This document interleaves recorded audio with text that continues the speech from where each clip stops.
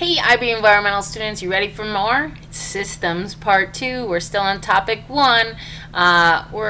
There's only really one subtopic here, so that's kind of redundant. But anyways, you ready to go? Let's do it. So we defined systems last time, but just so it's fresh in your head, a system is an assemblage of parts and their relationship forming a functioning entirety or whole. Remember that systems could have been living, non-living, or theoretical. We'll get back to that not too long from now. Okay, last time we talked about types of systems. Today we're going to talk about a lot of the laws that are related to systems. Oh, my lines stopped moving. Anyhow, the first law of thermodynamics that you'll need to know for this class, and pretty much life, because, I don't know, you wouldn't want to forget about this guy. Energy is neither created nor destroyed. Same thing with matter. That's going to be very related to this little diagram here. So, this dude here with his cool little glasses, let's say he ate a Jimmy Dean breakfast. And in that breakfast, that sandwich was 500 plus calories.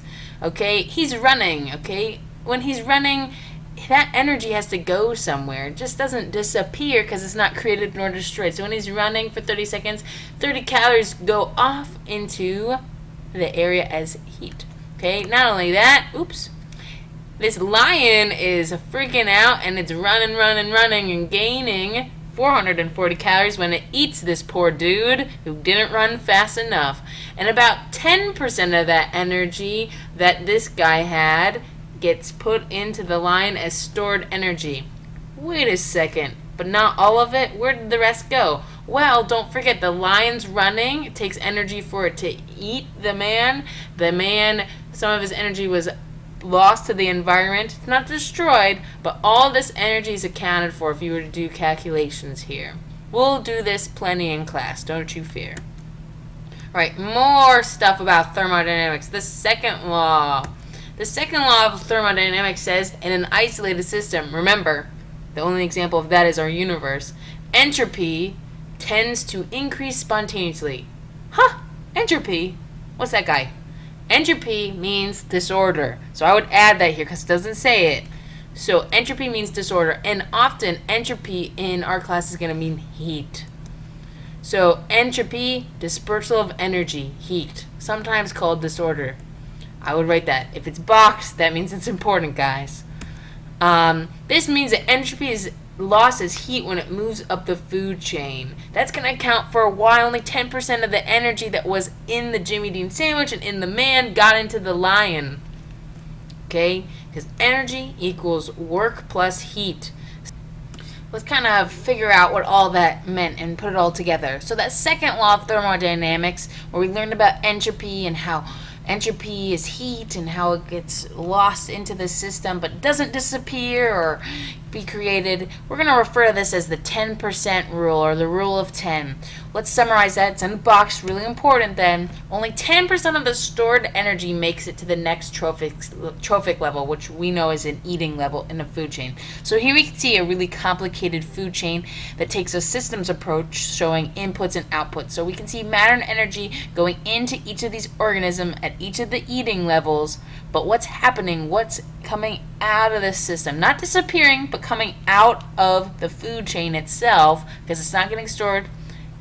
Energy in the form of heat. It's not usable anymore. Heat's not something we can easily capture. So this entropy at each level is being lost. It's actually about 90%, because how much gets into the next organism? 10%.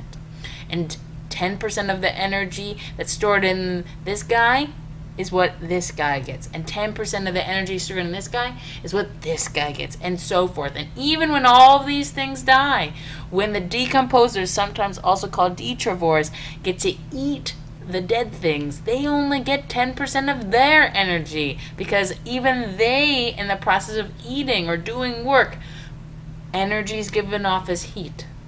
This is kind of tough to understand, but if you're doing your best and getting parts of it, that's good enough for me right now, because we'll hit it up lots during the course of the year. We're going to hit another topic today in these notes called a feedback loop. This is a little firm of a topic, and we should have hit this either in class today or we're about to. So let's do it. Let's think of this box as our system. Oh, what a cute smiley face. So systems always have inputs, right? And what comes out of a system? Outputs. Okay? What else? when we think about the output actually impacting the input, we see that this is a loop. This loop means whatever is going in and affects the out will also affect what ends up going in. That's kind of crazy. So this is going to go in circles and circles and circles, which is a loop. But what does this mean? There's two major types of feedback loops, and you might have learned about some ideas of these in other classes, so hopefully that helps you here. But here's our general definition. Feedback loops are a self-regulation of a natural system because the output affects the input, and it is achieved by the attainment of equilibrium throughout feedback systems. Kind of a crazy definition. I don't like it so much. But here's really an important idea. Sometimes the time it takes for this output to affect this input takes a long time. Up to 50 years. When we think about climate change, what comes out of the system that might impact the next round in the system, it might take 50 years for us to see what ends up happening. That's cuckoo. So we never know what's really maybe going to happen, but we can sometimes model it, and we'll talk about that later too. So let's talk about the types of feedback loops, and I got pictures to represent each of them. The first type is a positive feedback loop. Positive goes with promote. Those two words, P and P, go together. It's kind of a tough set of ideas coming up here. So one action promotes another away from equilibrium. So wherever equilibrium state I'm at originally, I'm going away from that equilibrium state to a new equilibrium state. Here's an example that's related to climate change. I'm going to think about temperatures to begin with. If high temperatures in the ocean occur, that's going to cause more water to evaporate from liquid to gas. Water is actually a greenhouse gas. Greenhouse gases warm the Earth's temperature. If the temperature of the entire Earth warms, that's going to end up warming the ocean. And we just started with that. If the ocean is warm, what's going to happen to the evaporation? It's going to increase, which is going to make more greenhouse gases. And we're going to further and further and further warm the ocean and over and over and over again.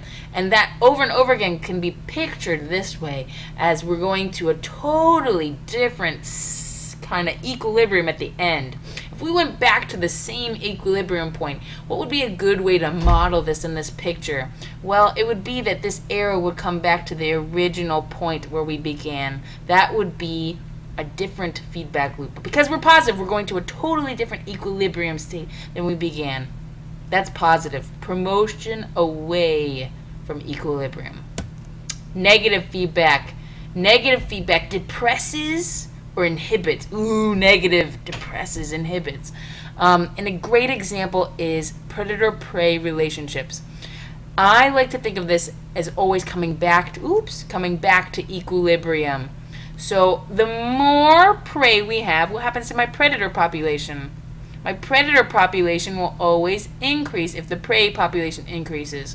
But when my predator population increases, what's going to happen to my prey population if I ate all my prey? They all die because I ate them. Well, if all of my food goes away, what ends up happening? I'm going to die if I have no food. And then my predator population plummets until there's always this fluctuation. But what's happening? Is this a stable equilibrium? Oh, yeah, it is. Is this one a stable equilibrium? Is it going back to the same equilibrium position?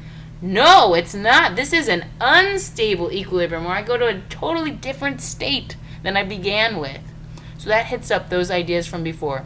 Stable equilibrium, unstable. Is this one static or steady state? Static would be staying the same the entire time.